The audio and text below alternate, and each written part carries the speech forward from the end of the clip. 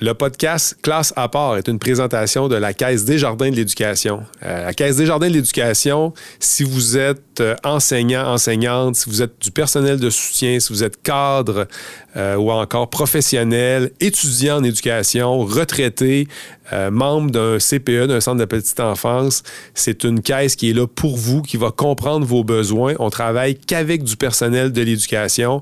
On comprend aussi votre réalité, les réalités du milieu. Si vous êtes du personnel à statut précaire, on comprend aussi cette réalité-là.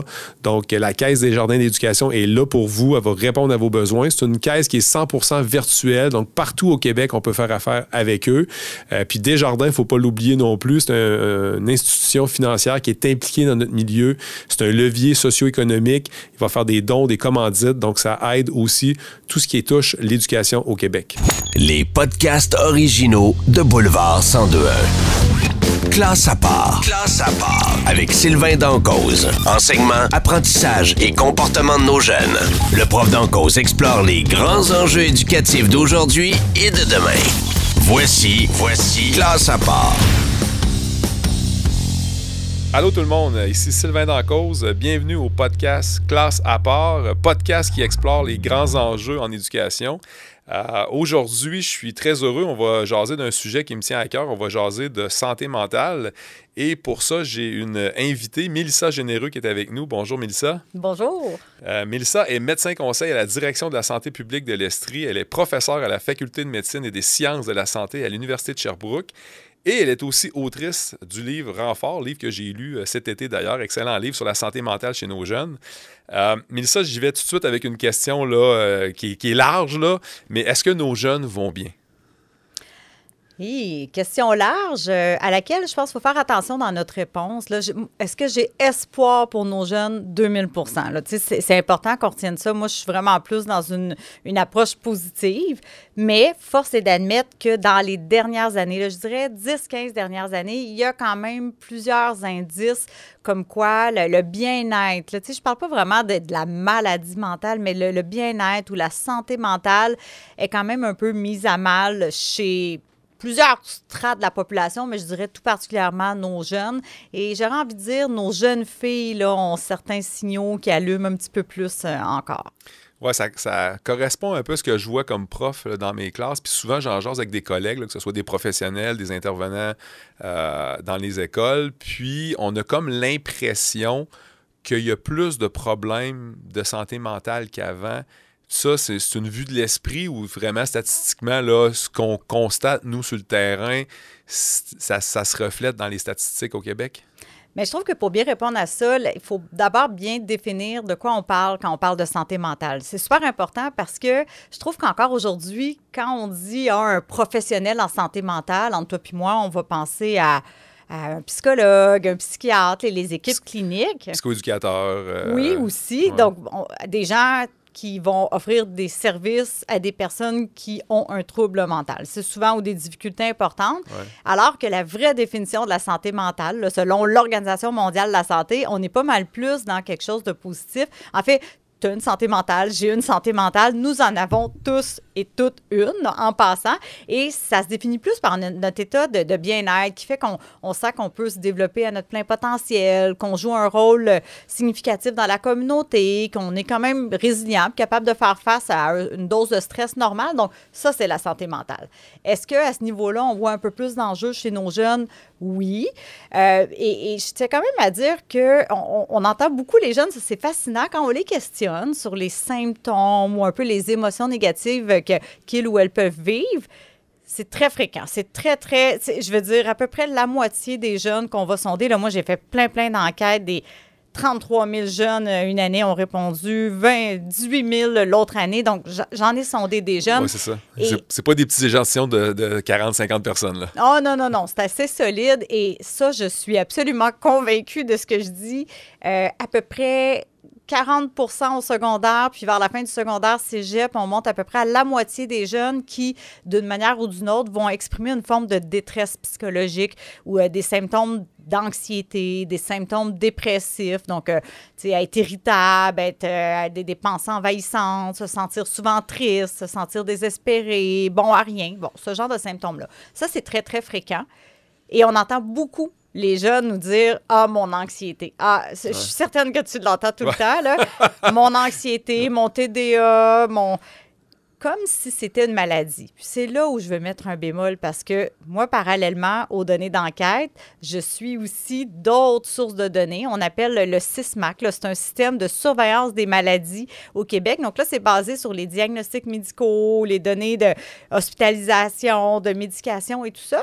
Puis quand on suit ça, le réel pourcentage de jeunes filles ou de jeunes garçons qui vont avoir un diagnostic d'un trouble anxieux ou dépressif ou de TDAH, c'est beaucoup plus bas que ce que les jeunes rapportent dans leurs enquêtes. Donc, c'est super intéressant. Ce que ça dit, c'est si on demande aux jeunes, est-ce que vous souffrez, est-ce que vous avez des émotions négatives qui vous rendent inconfortable, la réponse est clairement oui, à peu près un jeune sur 2, et ça semble être en augmentation. Mais est-ce que ça se répercute forcément par un trouble en ce sens, un trouble qui t'empêche de fonctionner au quotidien, là, qui fait que tu as besoin d'une prise en charge clinique médicale?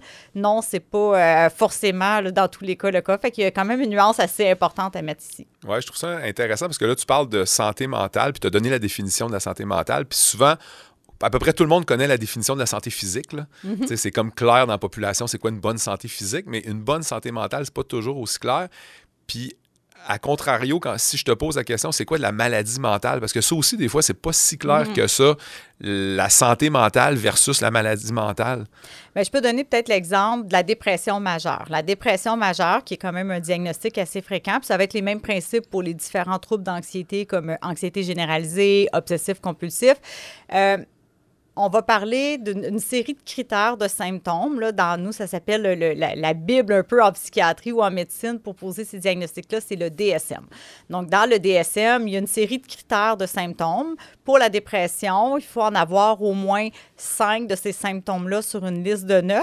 Puis, il faut présenter ces symptômes-là de façon au cours des 2 dernières semaines. Ça ne peut pas juste être depuis 2-3 jours, depuis au moins 2 semaines et presque tout le temps. Si dans les 2 dernières semaines, ça t'est arrivé une fois de te sentir triste, on ne va pas le considérer comme un symptôme qui est assez intense, significatif. Donc, il y a une notion de durée, d'intensité, de diversité des symptômes. Et le plus important, c'est qu'il faut qu'on fasse la démonstration que ça vient avec une souffrance qui est très significative et souvent une atteinte au fonctionnement. Donc, si la personne continue, bon, c'est désagréable, mais continue quand même à fonctionner, à avoir des relations sociales, à poursuivre ses activités sportives, scolaires, au travail, etc., on va dire qu'elle a quand même un fonctionnement. Ça veut pas dire qu'elle souffre pas, ça veut pas dire qu'elle n'a pas besoin. Au contraire, je pense que c'est là où on devrait agir, tu sais, alors que la personne est encore capable de fonctionner, mais on se doute que sans aide, sans accompagnement, ça pourrait éventuellement mener à quelque chose qui s'apparente plus à un trouble mental. Mais c'est vraiment là la distinction. Quantité, durée, intensité des symptômes et atteinte au fonctionnement. Et c'est là qu'on voit que, c'est un diagnostic qui est médical, donc on ne peut pas s'auto-diagnostiquer comme ça. Et habituellement, en tout cas, je ne peux pas parler pour tous les médecins ou il y a certains autres professionnels qui peuvent aussi poser le diagnostic, mais habituellement, c'est pas quelque chose qu'on fait sur un coin de table. Si on n'est pas certain, on va peut-être réévaluer quelques jours après ou s'assurer que c'est réellement ça, parce que ça vient quand même avec une certaine étiquette. Puis des fois, de faire la distinction clinique en une seule rencontre entre un réel trouble versus des difficultés qui sont plus passagères, qui, dans 2 semaines, risquent de s'être grandement améliorées, bien, je pense que ça vaut la peine des fois là, de prendre le temps d'assurer un suivi puis de ne pas sauter trop rapidement en conclusion. Par rapport à ça, ça me fait penser, dans ton livre, tu parles, tu sais, tantôt tu parlais de diagnostic. Puis, avant le diagnostic, en tout cas, à moins que j'aie mal compris ma lecture, mais il me semble que tu parles un peu du baromètre de la santé mentale. Mm-hmm. Puis, en lien avec le baromètre de la santé mentale, tu parlais aussi d'auto-évaluation. Fait que, peux-tu me jaser de ça? Parce que je trouvais ça vraiment intéressant, parce que moi, comme parent, j'ai 3 enfants, là, ou à l'école avec des jeunes, tu sais, d'avoir ces outils-là, c'était comme un peu a priori, avant d'en arriver à une consultation ou de voir un professionnel, bien, je suis capable de m'auto-évaluer ou le baromètre en tant que tel, là, ça représente quoi, là? Bien, en fait, je trouve que ça fait une belle... Ça met en lumière ce que tu as dit tantôt sur le fait que la santé physique, on est beaucoup plus à l'aise de la définir, puis aussi probablement de la mesurer, de la monitorer. Si, par exemple, tu me dis, hey, j'ai mal au dos, tu sais, c'est quand même assez commun, ou j'ai mal à la tête, c'est assez commun qu'on va se dire, ah ouais, tu sais, à quel point sur 10, tu sais, c'est-tu un 8 sur 10? On est bon, hein, ça, monitorer notre douleur, une échelle 1 à 10, notre nombre de pas par jour, notre rythme cardiaque, il y en a qui vont monitorer toutes sortes de choses, puis on est très à l'aise de le verbaliser aux autres. J'ai mal, 8 sur 10, 4 sur 10, gars, je ne pourrais pas aujourd'hui faire ça, je vais prendre soin de mon dos. T'entends-tu souvent des gens parler, dire, écoute, moi, j'ai mal à l'âme aujourd'hui, là, 8 sur 10, oubliez ça, vous ne sortirez pas le meilleur de moi aujourd'hui, je vais me reposer. Jamais, hein? Non, ça arrive pas. Très peu. ça arrive pas souvent, en tout cas, puis je pense aux jeunes à l'école, là, c'est comme tu dis, ou même les adultes que je fréquente à l'école, là, oui, tu vas d'emblée parler de tes problèmes de genoux, tes problèmes de cheville, tu vas te lever de ta chaise, puis tu vas un peu faire « Oh, j'ai mal aujourd'hui », là, mais quand tu vas saluer les gens dans le corridor, « Bonjour, ça va? Oui, ça va », puis ça s'arrête là, souvent. Là. Ouais, puis si tu dis « Non, ça va pas », on va souvent voir le visage en déconfiture de la personne en face de nous dire « Pourquoi j'ai posé cette question? » Je veux-tu vraiment aller là? Je suis désolée, je suis pressée. En tout cas, on s'en reparle. C'est souvent comme ça. Donc oui, je pense que le baromètre, c'est... moi, tu vois, je l'avais découvert dans le programme d'aide aux médecins parce que même les médecins, en tout cas, c'est un autre sujet ces temps-ci un peu tendu, mais peuvent vivre de la détresse. Donc, le programme d'aide aux médecins du Québec avait mis ça de l'avant pendant la pandémie. J'ai trouvé que c'est très utile, puis de plus en plus, on le réutilise là, pour toute la population. Donc, c'est aussi bête que d'avoir juste 4 codes de couleur. Ben, moi, je le mets en code de couleur. Là, imaginez le vert. Le vert, c'est... je vais bien, j'ai de l'énergie, je dors bien, j'ai le goût de voir les gens, je participe à mes affaires, ça va bien. Un petit bonhomme sourire. Le jaune, on va être un petit peu là en réaction, c'est bof, je me sens un peu plus fatiguée, je vais peut-être annuler une activité, je me sens plus irritable, mais c'est correct, je fonctionne quand même. Orange, là, ça commence à être un petit peu plus difficile. Là. Orange, j'ai goût de rester chez moi, je cancelle beaucoup de trucs, mon humeur est vraiment moins bonne. Et là, le rouge... Je suis en détresse, là. J'ai besoin d'aide. C'est peut-être dans ces moments-là qu'on va avoir le réflexe un peu plus d'appeler des lignes d'appel ou peut-être même d'aller à l'urgence ou d'aller consulter. Ce qu'on essaie de dire, c'est que c'est quand même plutôt rare quand on y pense. Des fois, on peut avoir une extrême mauvaise nouvelle qui fait qu'on passe du vert au rouge. Ça peut arriver là, à tout le monde. Mais quand c'est des difficultés ou des stress qui sont un petit peu plus chroniques, c'est quand même rare qu'on passe de l'état vert à rouge du jour au lendemain. Donc, normalement, on l'a vu venir. Puis, je parle auprès de nous-mêmes, mais aussi auprès de nos proches, tu sais, de voir, oups, il me semble que ça fait une couple de temps, de jours, que je te vois un peu plus jaune, même orange. C'est là qu'on veut intervenir. Tu sais, comme je dis, c'est des gens qui sont encore en train de fonctionner ou des fois, fonctionner un petit peu moins bien, mais qui fonctionnent. Donc, on les voit, on les croise encore, mais est-ce qu'on a cette sensibilité-là où je ne sais pas si les gens ne sont pas sensibles. J'ai pas l'impression que c'est juste ça. Un peu quand même. Là, c'est sûr que quand on est beaucoup sur nos écrans, on est surstimulé de plein de choses, peut-être qu'on porte un peu moins attention à autrui, peut-être qu'on décèle moins ces signes-là. On est peut-être moins disponible pour être aussi empathique puis sensible à ce que l'autre vit. Mais il y a aussi que même si on l'est sensible, est-ce qu'on se sent outillé? Est-ce qu'on veut aller là? Est-ce qu'on veut ouvrir la porte? Est-ce qu'on a de l'espace dans nos vies pour apporter le soutien? Et donc, c'est des grandes questions là, que je te nomme aujourd'hui, mais au moins, pitié, faites-le pour vous-même. Faites-le pour vos enfants si vous êtes parents. Faites-le pour vos amis proches, de prendre la peine de le demander. Moi, par exemple, quand je vois à la maison que, tu sais, je sais pas, mon fils arrive, là, il est au secondaire, puis il a l'air bête un peu, puis je sais pas trop ce qui s'est passé dans la journée, puis c'est souvent dans ces moments-là qu'ils ont moins le goût de raconter leur histoire, tu sais. Je file pas, puis laisse faire. Je veux rien savoir, là. Là, c'est un peu le canal de communication est un peu difficile. Des fois, je dis, OK, fais juste me dire, là, t'es-tu vert, jaune, orange, ou des fois, je vais même avec les pouces, là, aussi simple que thumbs up, excusez l'anglicisme, mais moi, à moitié ou par en bas. C'est juste très de base, mais dire, je veux juste, dans le fond, c'est ma façon de dire, t'es important pour moi, puis je veux juste comprendre à peu près où est-ce que tu te situes pour être plus adéquate dans mes relations avec toi, puis mes attentes aussi que je vais avoir à ton égard. Tu sais, c'est sûr que si tu me dis que tu as le pouce par en bas, mais que tu n'as pas trop le goût d'en parler, bien au moins, je vais être capable d'interpréter tes faits et gestes différemment. Je vais peut-être être un petit peu plus dans l'attention. Dire, peut-être tu veux te coucher un petit peu plus tôt. Bon, ça, souvent, ça marche moins avec un enfant qui a le pouce par en bas parce qu'il a l'impression qu'il n'est pas fatigué.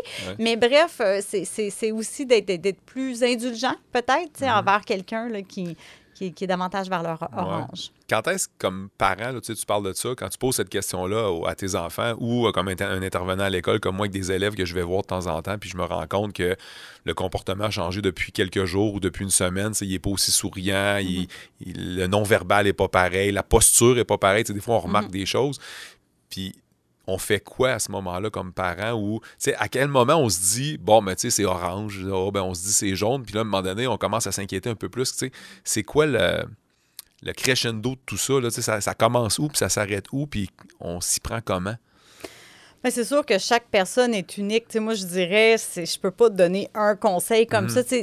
C'est ce que les gens se disent, j'ai pas de formation là-dedans, je sais pas trop quoi faire. Une chose que je peux peut-être vous dire, si les gens disent je veux bien, mais je ne sais pas comment réagir, il existe une formation que je trouve vraiment intéressante. De plus en plus de gens la suivent. C'est la formation en premier secours psychologique. Je sais pas si tu as déjà entendu parler de ça. Non, je connais pas ça. Tu vois, tu m'apprends quelque chose, puis je travaille dans une école. Bien, à mon avis, c'est des formations qui se donnent en ligne. La Croix-Rouge en offre. C'est pas super long, là, c'est 2 modules. Le premier, c'est pour apprendre à prendre soin de soi, puis après, apprendre à prendre soin des autres. Mais on ne devient pas psychoéducateur, travailleur social ou psychologue, mais on apprend un peu la posture sur comment approcher quelqu'un. Bien, comment, premièrement, reconnaître chez soi-même là, certains signes puis être capable de s'aider soi-même. Puis après ça, comment l'appliquer aux autres. Donc, par exemple, dans cette formation-là, j'aime bien, moi, quand je donne des conférences, je présente un peu ce qu'on peut faire puis ce qu'on devrait éviter de faire. Puis quand tu comprends, là, c'est super facile. Ce qu'il ne faut pas faire, puis ce qu'on a peut-être tendance intuitivement, juste par bonne intention, c'est d'aller voir puis aller vers ce que nous, on connaît. Donc, dire, écoute, je sais pas, t'as pas l'air de filer. Hey, moi, moi aussi, quand j'étais jeune, ça m'est arrivé, ou mon fils ou quelqu'un de mon entourage, ça y est arrivé. Puis, sais-tu quoi? Je comprends ce que tu vis. Puis, moi, en tout cas, le truc que je pourrais te donner, c'est ci, c'est ça. Puis, bon, tu sais, on va beaucoup parler de ce que nous, on connaît puis on veut le proposer. C'est super gentil. Mais, puis des fois, rentrer peut-être un peu dans la bulle de la personne. Donc, au bout du compte, c'est beaucoup plus simple. Ce qu'il faut faire, là, c'est être en posture, juste de dire à quelqu'un, écoute, je te fais un reflet, là, je sais, je suis pas expert, mais tu m'apparais moins en forme, ça se peut-tu? Puis là, tu la laisses parler, puis tu lui montres que tu es juste intéressé. Que tu es là en mode écoute, puis la personne peut exprimer, juste répéter un peu dans tes mots. Donc, OK, si je comprends bien, ça n'a pas l'air facile pour toi. Mais bref, c'est juste de l'aider, d'y donner un espace pour dire, sais-tu quoi, tu comptes pour moi, je suis là pour t'écouter. Je suis pas un expert, mais je suis là pour t'écouter, tu comptes, puis je vais t'aider à peut-être mettre des mots sur ce que tu vis. Et rapidement, dans ces formations-là, ce qu'on voit, c'est que si la personne vous exprime une détresse, du genre, regarde... je vois noir, moi, là, puis ça, c'est une question, malheureusement, c'est inconfortable, mais il faut la poser si vous êtes vraiment inquiète. Écoute, tu as l'air à aller mal au point où, tu me dis que tu vois noir, est-ce que il faut le demander? Est-ce que ça t'arrive d'en venir même à penser à vouloir te tuer? Là, vous dites, ben non, je ne vais pas demander ça, je vais lui donner une suggestion. Non, c'est important parce que si vous ne le demandez pas, peut-être que cette personne-là, ces pensées-là, puis vous passez à côté d'une occasion de pouvoir repérer ça, puis de la diriger vers les bonnes ressources. Puis si elle n'y pensait pas, elle ne va pas plus y penser avec votre question, mais si elle y pensait puis que vous le nommez, vous êtes en train de dire « t'es pas seul ». Tu sais, il y a des gens, moi, je suis là pour t'écouter puis je suis là pour t'aider à trouver du soutien. Donc, moi, j'ai déjà pas posé cette question-là à quelqu'un qui allait pas bien puis ça n'a pas bien terminé. Puis j'y pense encore puis je vous invite vraiment. Fait que ça, quand ça va jusque-là, c'est inconfortable, mais dites-vous que si la personne vous dit « oui, ça va mal, puis oui, j'en suis rendu là », bien là, vous n'avez pas à prendre ça en charge par vous-même. T'sais, il existe des ressources en partant des lignes de prévention du suicide ouvertes 24/7. Ça peut être même pas obligé de parler en personne, ça peut être par texto. Ils sont adaptés un peu, clavardage et tout ça. Mais juste vous assurer que la personne va être dirigée vers une ressource, un centre de crise, une ligne d'appel. Vous pouvez juste initier l'appel avec elle. Ou si vous êtes trop gêné, vous-même appelez la ligne de prévention du suicide pour dire « je vis telle situation, pouvez-vous me diriger ». Donc, c'est à peu près le plus extrême qui pourrait arriver. On s'entend dans une discussion comme ça. Puis déjà là, ce qu'on se dit, c'est qu'il y en a des ressources, puis vous n'avez pas à prendre ça sur vos épaules tout seul. Tu vois, ce que tu dis, ça me ramène à plusieurs expériences que j'ai eues avec des jeunes dans les 15, 20, 25 dernières années à l'école.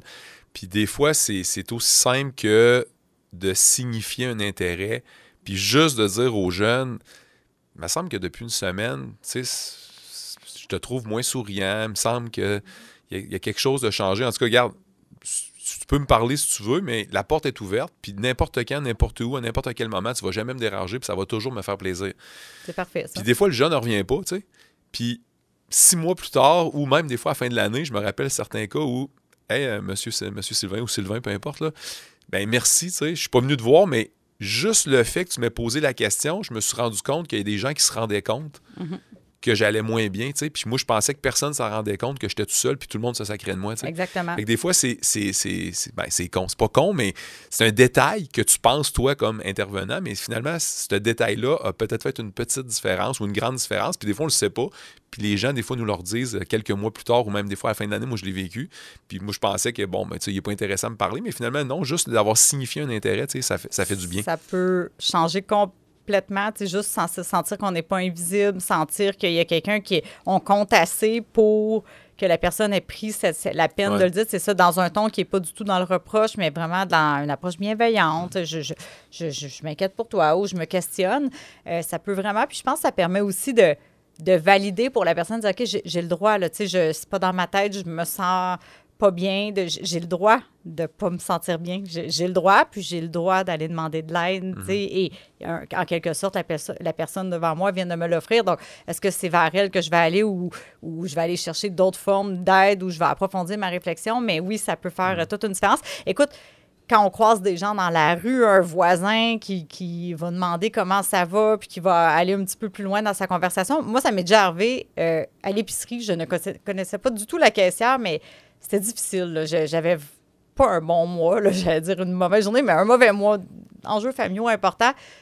Ça devait paraître dans ma face, que si tu veux, j'étais triste, puis elle m'a juste dit, c'est exactement ça, elle dit, mon Dieu, ça n'a pas l'air à aller, je peux-tu faire de quoi? Puis évidemment, elle ne pouvait pas faire grand-chose pour moi, mais j'ai eu des larmes devant elle. J'ai dit, mon Dieu, merci, justement, j'existe, puis j'ai le droit, j'ai de la peine. Puis elle dit, ben oui, tu as le droit, tu sais, puis prends soin de toi. Puis écoute, je m'en rappelle encore, j'aimerais la remercier, là. Fait que c'est des petits gestes qui peuvent faire beaucoup de différence. En début d'entrevue, tu as parlé des filles très rapidement, puis je voudrais qu'on revienne là-dessus parce que je veux qu'on parle de la différence gars-filles. Je veux qu'on parle du genre par rapport à certains problèmes de maladie mentale ou si on parle de santé mentale en tant que telle, parce qu'on se rend compte qu'il y a une différence. En tout cas, moi, comme intervenant, je le vois, mais toi, tu as des garçons et des filles. Ouais. Moi aussi, j'ai une fille et 2 garçons. Je vois une différence à la maison, puis je vois aussi une différence à l'école beaucoup entre les jeunes filles que je croise à l'école, mes élèves, puis les garçons. Fait que j'aimerais ça qu'on explore un peu ça, là. C'est fascinant. Ouais.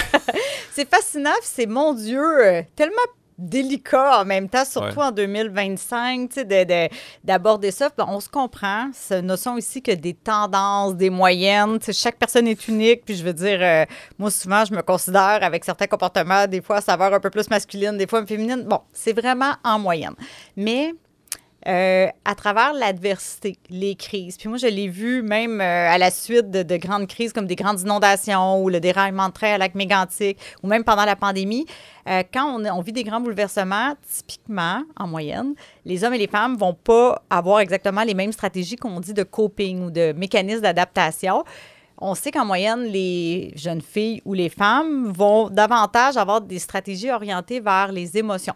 Donc, ce qui est pas nécessairement ni positif, c'est ce qui en découle là, qui peut avoir des conséquences tantôt positives ou négatives. Donc, les émotions, de lever vraiment le grand stress ou le bouleversement en étant submergé d'émotions, puis en les vivant, puis en les reconnaissant, ce qui, d'un bon côté, amène aussi à dire « Ouf, là, j'ai un trop-plein, j'ai besoin d'aide. » Donc, elles vont beaucoup plus aller consulter, demander de l'aide, et c'est ce qui fait en sorte aussi qu'on risque d'avoir plus de diagnostics associés, de prise de médication associée et d'émotions qui vont être manifestées puis observables. Chez les garçons et les hommes, en moyenne, c'est pas nécessairement d'avoir moins d'émotions comme stratégie de coping, c'est pas nécessairement mieux. Hein, en passant, c'est que ça va être des stratégies en moyenne un peu plus centrées sur l'action. Donc, on doit poser des gestes. Un peu, là, je caricature, mais l'homme qui qui doit gérer les choses. Donc, voici ce qu'on va faire comme geste. Donc, ça peut être très positif d'être orienté vers l'action, mais quand on est submergé là, d'un stress important, bien, c'est pas toujours des actions qui sont positives ou favorables. Ça peut être des actions de « je vais consommer des substances, je vais être un petit peu plus agressif, impatient ». Ça peut être de l'agressivité autodirigée comme de l'agressivité autour des autres. Ça peut être une attention plus difficile à maintenir, besoin de bouger, être instable. Donc, c'est juste deux façons un petit peu différentes de réagir. Puis, ce que la science suggère, je trouve ça intéressant pour les jeunes filles, là, entre autres durant la pandémie, post-pandémie, qu'est-ce qui fait qu'on a vu des écarts aussi importants? C'est que non seulement les stratégies sont plus centrées sur les émotions, mais là, je vais quand même avoir une petite critique sociétale ici, c'est qu'on est quand même encore aussi dans une société où est-ce que la réponse par les émotions est quand même péjorative ou mal vue. Tu sais, on l'entend souvent. Là, je pourrais rattacher ça au mot hystérie, là. Oui. Entre autres, mais bon, regarde-la, c'est pas géré, regarde-la. Bon, c'est ça. Fait que, le fait d'avoir une stratégie qui nous est propre, mais qui est jugée négativement par le reste du monde, ça aussi, ça ajoute à la détresse. Le fait aussi que les jeunes filles, on a des attentes beaucoup plus précoces là, sur un savoir-être que les jeunes garçons. Qu'on se le dise, là, tu sais, sois belle, gentille, serviante, aimable. Écoute les consignes. Un petit gars qui court partout, là, on dit « Ah, regarde, c'est un petit gars, il est plein de vie. » Mais tu sais, une jeune fille qui court partout, qui ne suit pas les consignes, tu sais, c'est souvent jugé plus sévèrement. Alors, du moins, c'est mon analyse à moi. Je ne sais pas si tout le monde va être d'accord, mais c'est quand même ce que plusieurs experts pensent. Et sur un point de vue peut-être même un petit peu plus biologique, ça, il y a moins de monde qui le savent, mais c'est super intéressant. Puis je pense que c'est encore à bien démontrer, mais on constate de plus en plus que la puberté précoce, c'est un phénomène qu'on observe davantage chez les jeunes filles. Il y a comme une puberté qui se veut de plus en plus précoce en moyenne là, chez les jeunes filles, probablement pour des raisons de nos nouveaux modes de vie, l'alimentation, sédentarité, l'écran, qui aurait des effets hormonaux là, qui vont désavantager les jeunes filles.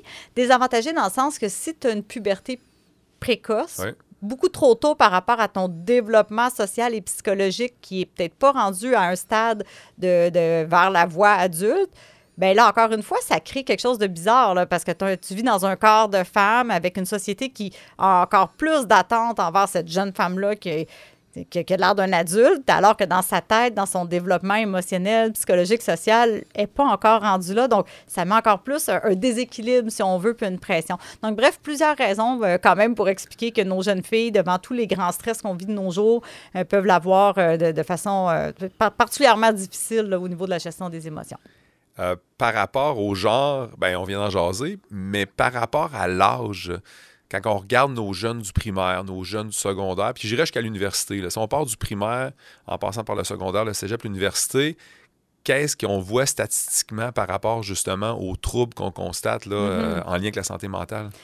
Et ça, c'est toute une histoire à documenter, hein, parce que, juste pour que les gens comprennent, bon, quand la plupart des études vont être faites chez les 18 ans ou plus, parce que d'un point de vue, entre autres, éthique, c'est beaucoup plus facile de faire d'étudier les adultes en termes de consentement et tout ça. Puis pour les rejoindre, on fait des sondages téléphoniques en ligne. Bon, alors que pour rejoindre les plus jeunes, en bas de 18 ans, moi, personnellement, j'ai toujours plus passé par la voie du système scolaire, donc une école secondaire ou un cégep qui propose de partager le questionnaire à tout le monde. Fait que je dis ça parce que ça vient ajouter une petite couche de complexité quand on veut sonder les enfants du primaire. Est-ce qu'on veut sonder directement, là, poser des questions sur la santé mentale à un enfant de 3e année, pas certaine de la validité. Donc, habituellement, au primaire, on va plus vouloir sonder les parents ou les enfants pour des questions très, très simples. Il faut vraiment avoir une approbation. Donc, tout ça pour dire que j'ai pas, malheureusement, un seul et unique questionnaire qui mesure de l'âge de 5 ans jusqu'à 55 ans pour dire, bien, c'est à tel moment où il y a un changement chez la personne. Ça, je pense que c'est important de savoir. Toujours est-il que nous, quand on a examiné les 12-25 ans, pendant 4 ans, là, en 2020, 21, 22, 23, donc on a quand même un bon recul, comme je disais, des milliers et des milliers de jeunes, on commençait à l'âge de 12 ans, secondaire 1, jusqu'à l'âge de 25 ans, puis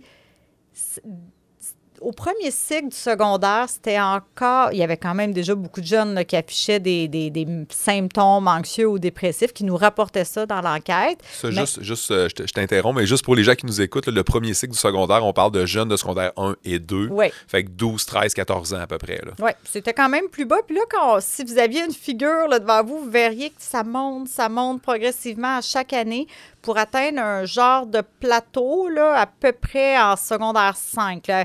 17, à peu près 17, 18 ans. Là, on atteint un niveau où est-ce qu'à peu près la moitié des jeunes vont rapporter un cumul de symptômes anxieux, dépressifs. La moitié. Oui, la moitié là, des symptômes qu'on va qualifier de modérés à sévères. Donc, je ne dis pas qu'ils ont un trouble. Là. Évidemment, ce n'est pas 50 des jeunes qui ont un trouble anxieux, mais qui vont, quand on leur demande, dire oui, dans les 2 dernières semaines, j'ai présenté ça. Puis peut-être pour vous le rendre encore plus illustré, moi, c'est peut-être la statistique qui m'a toujours le plus dérangé, c'est qu'un des symptômes qu'on leur demande, c'est au cours des 2 dernières semaines, à quelle fréquence ça t'est arrivé de te sentir mal au point où tu voudrais mourir, où tu penses à la mort, où tu penses à te faire du mal. Ça, c'est la plus intense, si on veut, des questions, la plus noire, la plus sombre. Et c'est le quart des jeunes de 12 à 25 ans qui nous disent avoir eu ce type de pensée-là de façon, pas juste déjà une fois dans les 2 dernières semaines, c'est beaucoup, mais c'était même, de façon quand même assez récurrente. Là, donc, c'est beaucoup. Je pense pas que c'est des jeunes qui sont nécessairement suicidaires, mais pour moi, je le vois comme une forme de détresse. C'est un mal-être, là, c'est ça. C'est ça. Donc ça, puis ça, ben, cette question-là, c'était pas mal un quart des jeunes, autant garçons-filles. Tu vois, donc cette forme de détresse-là passagère là, qui nous amène à voir un peu plus noir une fois de temps en temps, on voyait que c'était les gars comme les filles. Puis ça, dès le premier cycle, dès secondaire 1, secondaire 2, on voyait déjà qu'on était là, dans le niveau à peu près d'un jeune sur 4. Donc, ça dépend vraiment de ce qu'on mesure, mais de façon générale, plus on s'approche de l'âge de 18 ans, plus le niveau là, de symptômes anxieux ou dépressifs semble augmenter. Même chose un peu pour ce qu'on appelle la détresse psychologique là, qui est mesurée dans d'autres enquêtes. Ça monte jusqu'à 18 ans. Puis après ça, les 18-24 ans, là, c'est une période qui est quand même pas facile, là, je vous dirais, en tout cas du moins de par les symptômes qui sont rapportés et mesurés. Est-ce que ça ressemble aux jeunes de 17-18 ans? Est-ce qu'il y a un plateau qui se prend là puis ça a tendance à redescendre ou ça reste comme ça? Non, ça redescend. Après, okay. Dans les enquêtes sur les adultes, oui. On commence plus autour de 18 ans puis on regarde là, jusqu'à 65 ans ou plus. Puis en fait, moi, c'est ce qui m'a amené à m'intéresser à faire des enquêtes chez les moins de 18 ans parce qu'avant, je faisais juste des enquêtes chez les adultes. Puis là, écoute, pendant la pandémie, les 18-24 ans, il y avait vraiment, vraiment plus de symptômes anxieux, dépressifs. Puis après ça, les 25-34, c'était quand même élevé, mais ça baissait. Puis il y avait vraiment un effet de gradient. Là. Plus les groupes d'âge vieillissaient, plus le niveau d'anxiété, dépression diminuait. Puis c'est là que je me suis dit, si c'est si élevé à 18-24 ans, il y a quand même fort à parier que tout n'est pas rose chez les 12-17 ans. Puis on est parents aussi, là, je le voyais bien autour de moi, là, ne serait-ce que sur le terrain. Et c'est vraiment là, quand je combine toutes les données, ce qu'on voit, c'est que c'est ça, de 12 à 17 ans, ça monte progressivement. Et autour de 18-24 ans, là, on a une forme de plateau. Ce qui fait du sens, hein, parce que c'est des années de transition extraordinaires. Là. Tu sais, quand on pense... Tu sais, par exemple, mon garçon est en secondaire 2. Donc, il est encore un peu préservé, tu sais, il ne pense pas à son logement futur, mais vraiment pas. Là. Non, il pense au là, basket. Là.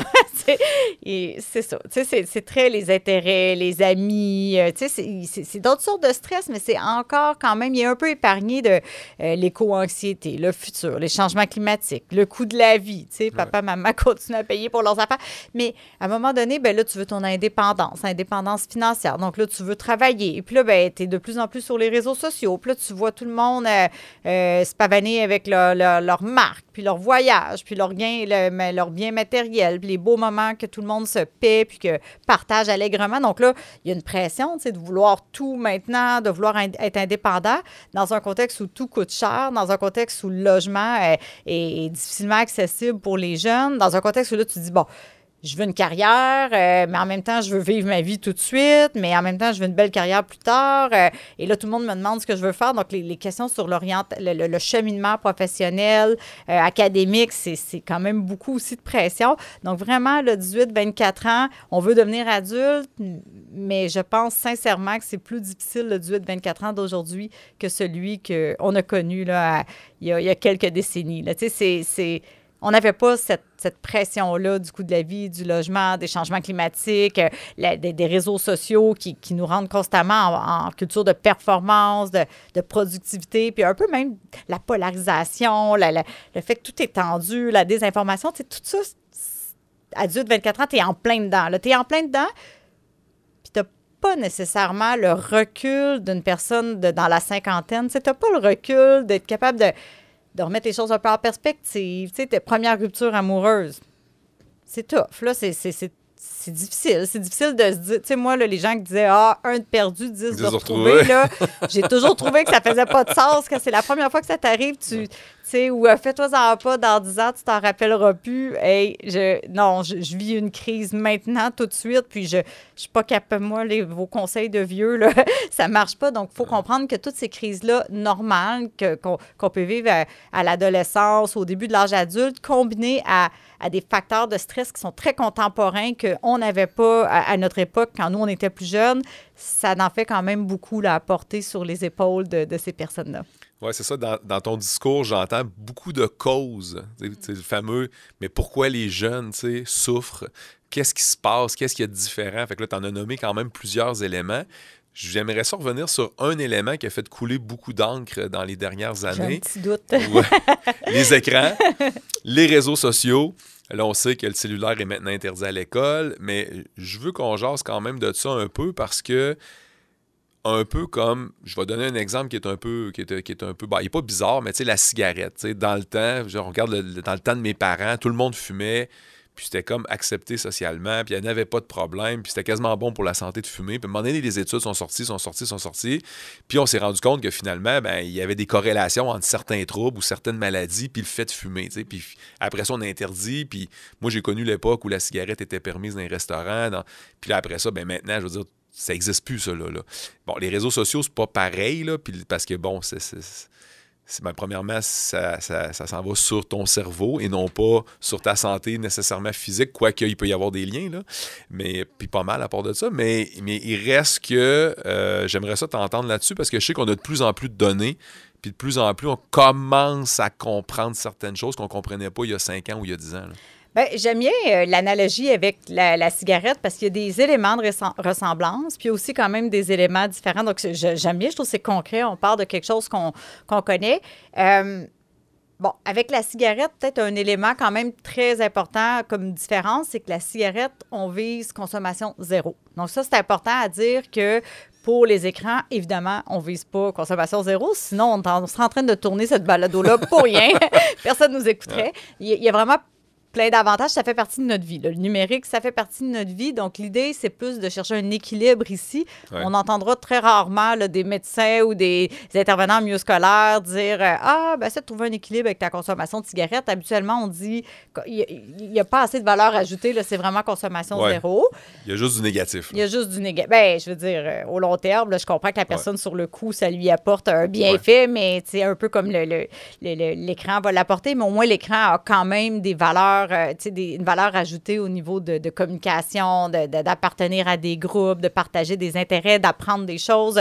Il y a vraiment des valeurs ajoutées que la cigarette n'a pas. Ça, c'est une chose.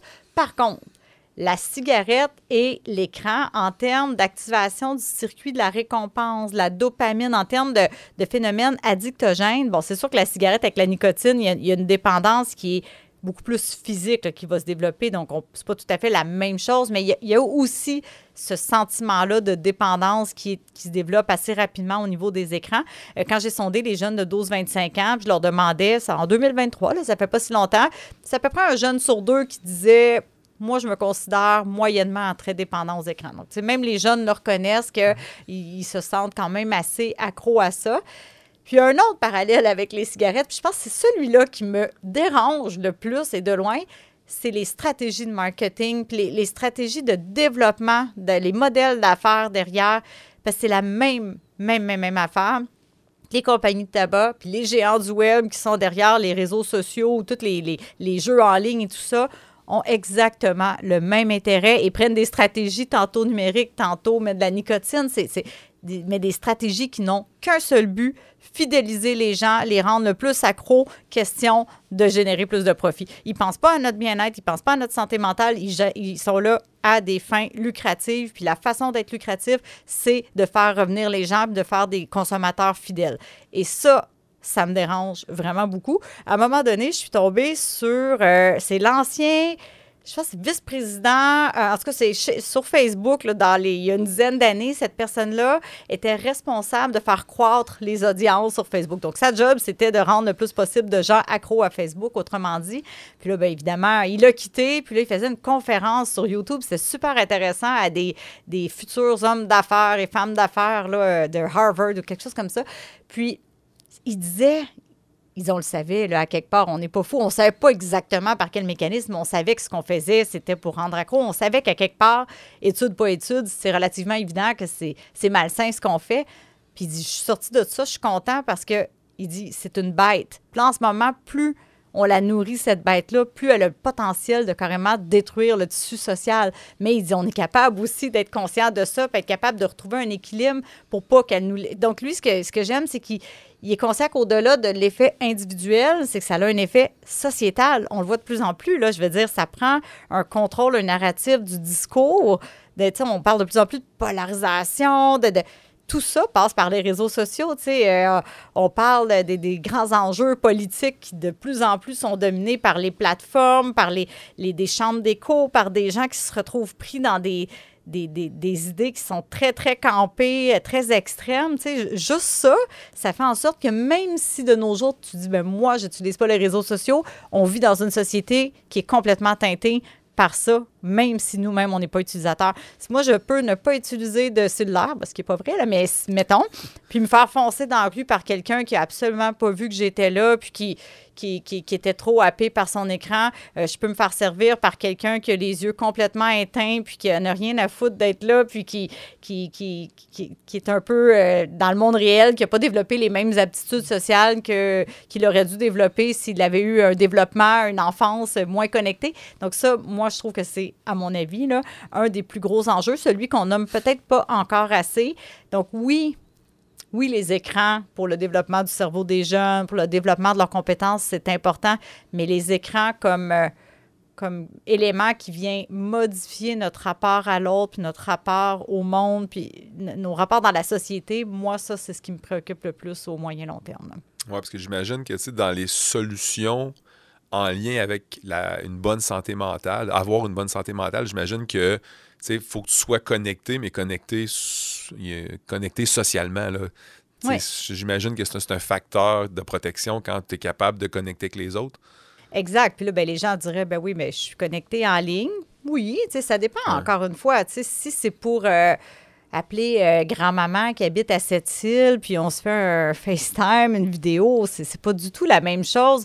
Si c'est d'écouter un film en famille, d'aller au cinéma, c'est pas ciné-parc en plein air, là, franchement, c'est pas de ça qu'on parle. Fait que c'est pour ça que je suis de moins en moins à l'aise qu'on parle de l'écran comme une seule et unique chose, puis le temps d'écran comme étant la seule et unique mesure sur laquelle on s'attarde. Parce que moi, comme parent, là, je l'ai vécu, puis je l'entends tout le temps, je suis tout le temps sur le terrain, tout le monde me dit ça, c'est que si on a commencé à dire à nos enfants, je sais pas moi, la semaine, tu as le droit à 1 heure d'écran par jour, puis la fin de semaine, 2 heures. Bon, des fois, là, c'est à peu près le paramètre qu'on peut entendre. Puis là, les jeunes, surtout avec l'interdiction à l'école, vont dire, j'ai 0 touché à mon écran aujourd'hui, j'ai le droit à mon heure, j'ai le droit, là. Puis là, tu dis, oui, mais là, à soir, on a des activités, il fait beau dehors, tu as une pratique de sport. Oui, mais mon temps d'écran, j'y ai droit. Non, t'as pas le droit. C'est à peu près une balise, mais c'est pas un droit.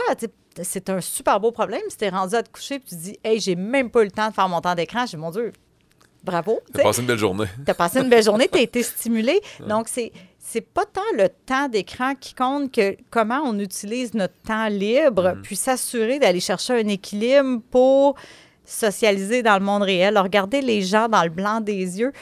moi, de plus en plus, il y a Christophe André, un psychiatre que j'aime beaucoup, français, qui parle du trouble de l'attention à autrui. C'est pas un vrai trouble, là, mais tu sais, c'est sa façon, une critique sociale à laquelle j'adhère à 100%, qui dit on n'a plus la même attention aux autres. T'sais, on le voit, cette capacité-là de soutenir une conversation, de réellement s'intéresser sans penser au cellulaire. À la limite de dire, j'arrive à quelque part, j'attends quelqu'un pendant 3-4 minutes, un endroit public, ça bouge, c'est vivant. Qu'est-ce qu'on va faire? Souvent, notre réflexe, ça va pas être de regarder autour, de faire « Ah, c'est le fun, on regarde la petite famille, là. Hey, il fait beau, hein, aujourd'hui. » J'ai 3-4 minutes, je vais aller sur mon cellulaire. Bien, pendant ce temps-là, on se prive d'être attentif au monde, à s'intéresser. On nourrit pas notre empathie, notre intérêt pour les autres. Donc, moi, ça, c'est quelque chose qui me préoccupe. Puis je parle de tout le monde. Je pense que c'est pas juste les jeunes. C'est juste que les jeunes, encore une fois, ils ont moins de recul. Donc, ils peuvent pas capitaliser sur des apprentissages anciens. C'est là qu'ils sont en train de faire l'apprentissage. Donc, si en plus, ils n'ont jamais appris le plaisir de développer des liens, le plaisir de s'amuser. Comme moi, cette semaine, il a fallu que je fasse une intervention. Là, il y avait le baseball qui jouait. Puis là, parallèlement, tout le monde avait leur cell ouvert. Donc là, on avait 2 écrans. Je disais, écoute, là, ça marche pas. Là. On joue-tu au Yadi? Ah, là, il a dit, c'est vintage. On va le faire. Pour vrai, là, on a besoin de juste être ensemble, se parler, déconnecter, juste vivre un moment. Puis à la fin, c'est super important quand tu fais ça, de dire, hey, j'ai-tu raison ou c'était le fun? On a-tu eu du plaisir? Comment on s'est senti tout le monde? Puis être capable de l'intégrer, puis de le répéter, de célébrer des petites victoires, puis que tout le monde réalise qu'au bout du compte, c'est vrai. On s'en rend pas compte sur le coup quand on est pris dans nos algorithmes, puis dans les écrans, mais au bout du compte, j'éprouve bien plus de réel plaisir quand j'ai passé du temps à jouer avec les gens, à discuter, à un bon souper en famille, aller prendre une marche dehors, avoir des discussions un peu plus profondes. C'est à peu près constamment la même conclusion qu'on porte, c'est que je me sens mieux, je me sens plus épanouie, ou il y a quelque chose de beaucoup plus satisfaisant pour mon bien-être que comment je me sens quand j'ai scrollé pendant 1 heure. Là. On sait tous que les bonnes habitudes de vie, bien manger, dormir, faire de l'activité physique, on sait que ça, c'est important pour un équilibre. C'est assez connu, puis ça circule en masse. Là, on vient de parler de connexion sociale. Dans ton livre, Renfort, tu parles aussi de connexion avec la nature. Donc ça, c'est une autre connexion qui est importante puis qu'on néglige parfois. Puis ce qui est bien, c'est que la connexion à la nature, c'est un peu l'antidote à la déconnexion numérique. C'est spécial comment... Quand on est dehors, on est en forêt, c'est pas obligé d'avoir le plus beau boisé de la ville à côté de chez soi. Juste être dehors, regarder le ciel, les petits oiseaux, puis oui, il peut y avoir du trafic, c'est pas grave. La verdure, le vent, il y a quelque chose quand on est dehors au grand air qui n'est pas la même chose qu'à l'intérieur. On se sent automatiquement un petit peu plus revigoré. Là. Puis si on peut en profiter pour bouger, se promener ou prenez... juste un pique-nique dehors, faites une rencontre d'équipe, votre travail dehors, si vous êtes capable, ça amène à être plus connecté avec le vivant, se reconnecter à l'essentiel, ça aide à vivre un peu plus le moment présent. Il y a même une étude, moi je la trouve fascinante cette étude-là, qui a démontré que, dans le fond, ils ont pris des gens, puis qui ont fait une dose d'activité physique, pas d'activité physique, pardon, mais de contact avec la nature, parce que c'est pas obligé d'être de l'activité physique. Ça peut être un contact zen, là, comme je dis, en mode pique-nique, qui le matin allaient chercher leur dose nature de 20 à 30 minutes. Et après ça, ils ont mesuré le cortisol dans la salive des gens. Le cortisol, c'est l'hormone du stress.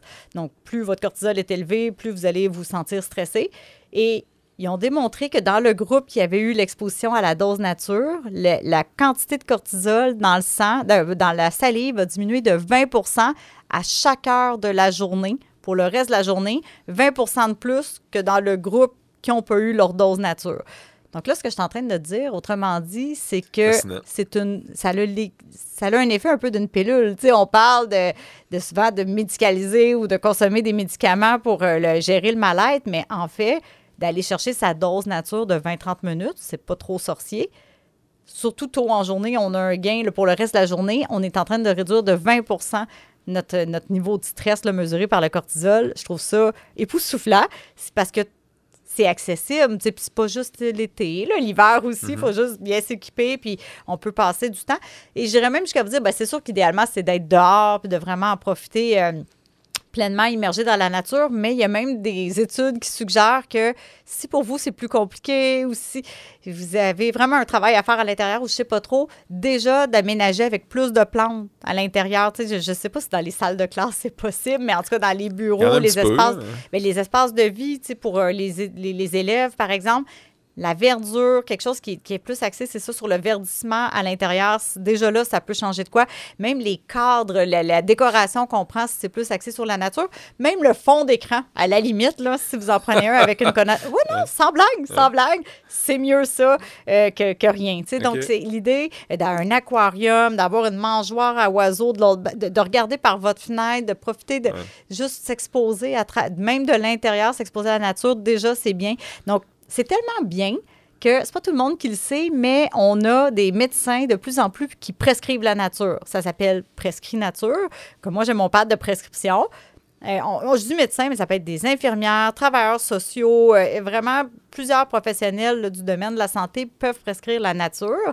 Et c'est à coup de dose de 20-30 minutes, comme je disais, à raison de 2 heures semaine minimum. Et ça, c'est une prescription pour la santé physique et pour une meilleure santé mentale. Donc, c'est dit, vous pouvez avoir une prescription de votre médecin, mais vous pouvez aussi faire comme si vous l'aviez, parce que la beauté de la chose, c'est que vous n'êtes pas obligé de passer en pharmacie. Vous pouvez juste l'appliquer dès maintenant.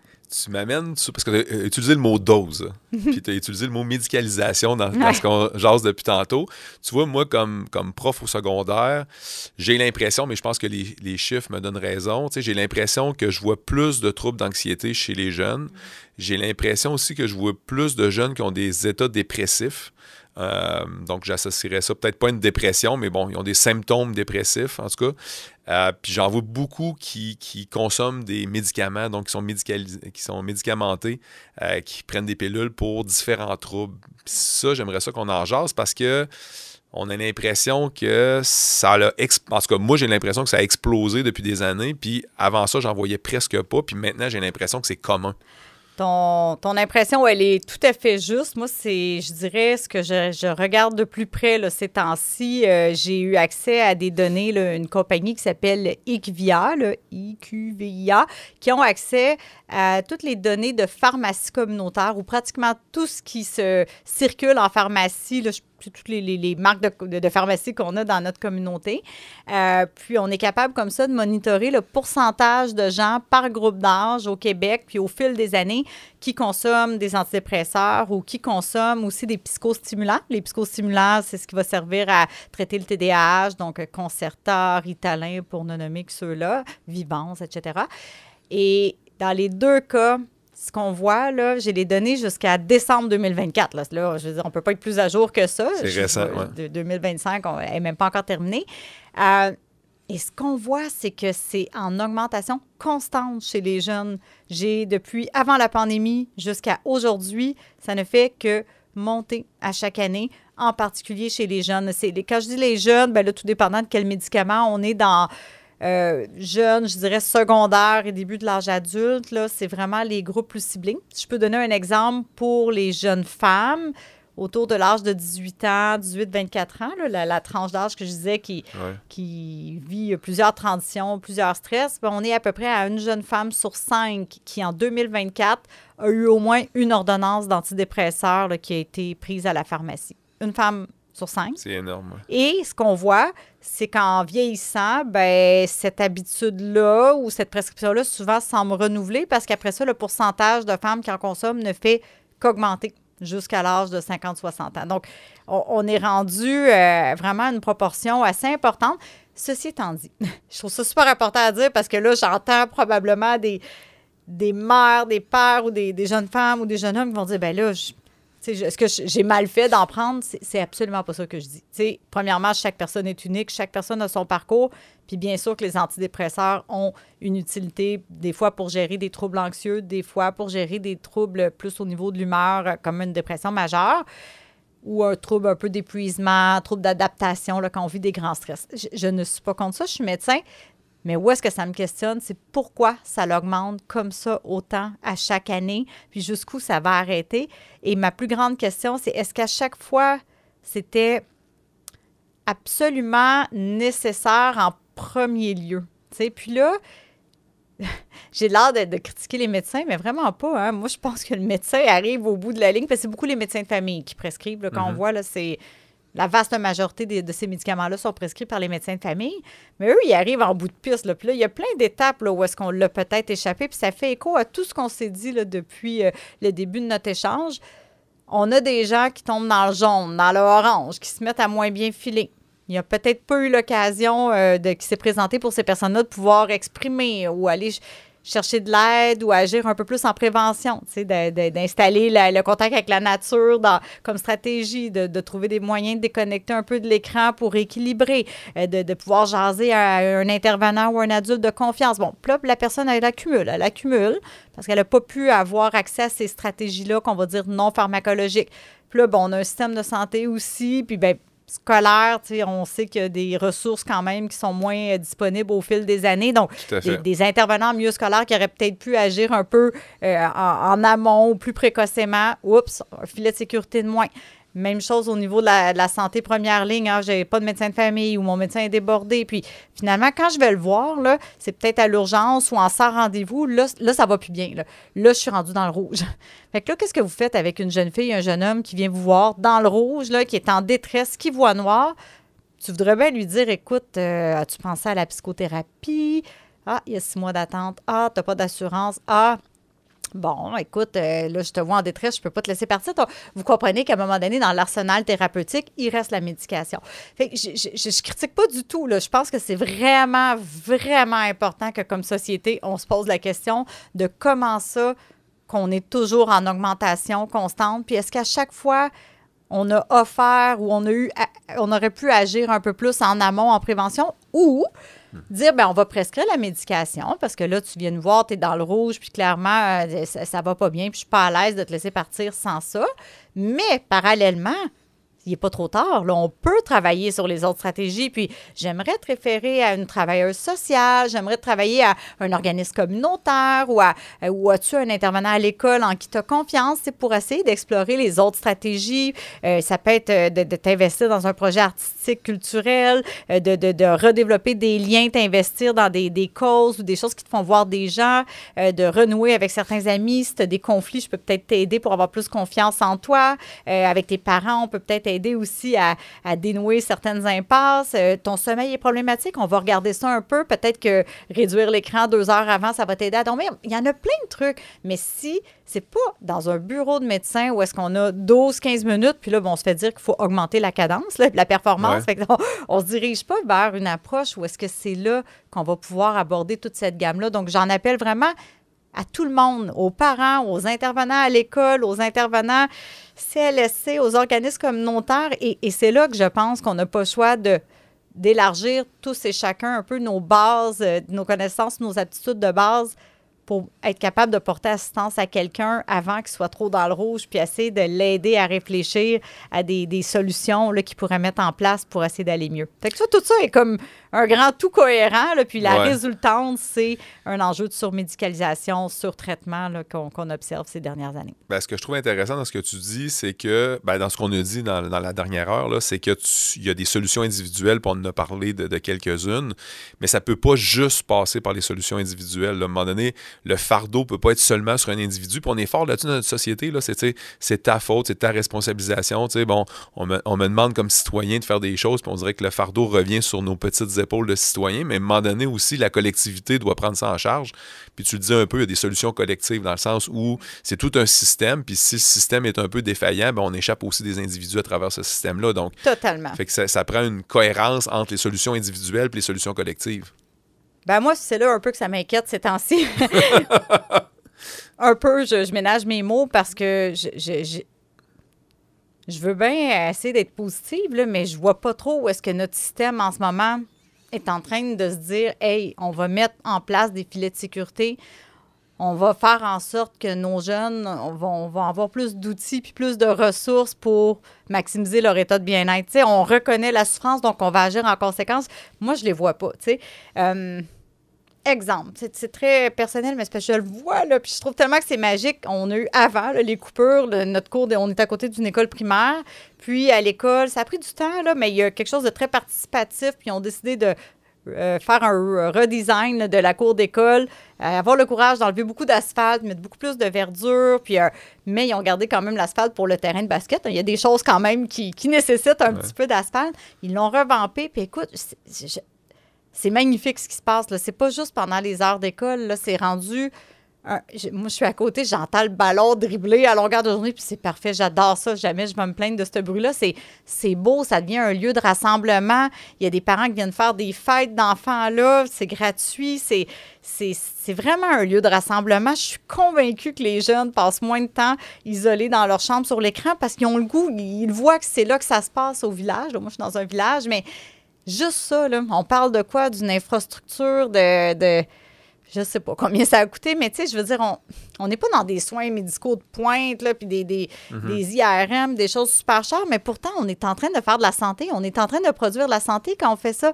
On produit du contact dehors à la nature, du sport, du réseautage social pour les jeunes, les familles, la communauté tout entière. Je suis pas certaine qu'on fait des analyses là, de coût-bénéfice, que l'aspect bénéfice de tout ce que je viens de nommer est nécessairement pris en compte. J'aurais tendance à croire que non. Ben moi aussi, là, dans le fond, je la connais, la réponse, puis je te garantis, les chercheurs, les experts en santé publique, on a tout ça bien documenté, mais je pense pas en ce moment, en tout cas du moins quand je vois la façon dont les coupures sont un petit peu appliquées, exigées, j'ai pas l'impression qu'on est en train de dire qu'on coupe dans la santé mentale, mais pourtant, c'est ce qu'on fait. On coupe dans les opportunités de créer de la santé mentale, puis de donner une égalité des chances. Parce qu'à quelque part, c'est sûr que si ton fils dit, bon, c'est pas grave, il n'a pas accès au terrain de basket, mais c'est pas grave, je paye des cours privés, il fait partie de plein d'équipes, puis sinon, en fin de semaine, on va te stimuler de plein de façons. Ça va peut-être pas avoir les mêmes conséquences, mais pour un jeune qui n'a peut-être pas ces moyens-là, ben la cour d'école, puis le lieu pour se réunir, puis pouvoir se valoriser, se développer autrement que par les écrans, c'est peut-être ça, l'opportunité qu'il y avait qu'on lui enlève. Donc, je viens presque émotive parce que j'aimerais vraiment sincèrement qu'on comprenne que des choix politiques, économiques, des coupures dans les infrastructures physiques de cours d'école, dans les services qu'on offre, dans les activités parascolaires qu'on offre aux jeunes, c'est des coupures dans la santé mentale des jeunes. Merci beaucoup, Mélissa. Ça a passé excessivement vite. Là. Vois-tu juste le sujet qu'on vient d'aborder? J'aurais peut-être fait encore du millage, mais l'heure est déjà terminée. Là. Donc, Mélissa Généreux, merci beaucoup. À une prochaine là, pour un prochain podcast. Classe à part. Merci tout le monde. À la prochaine.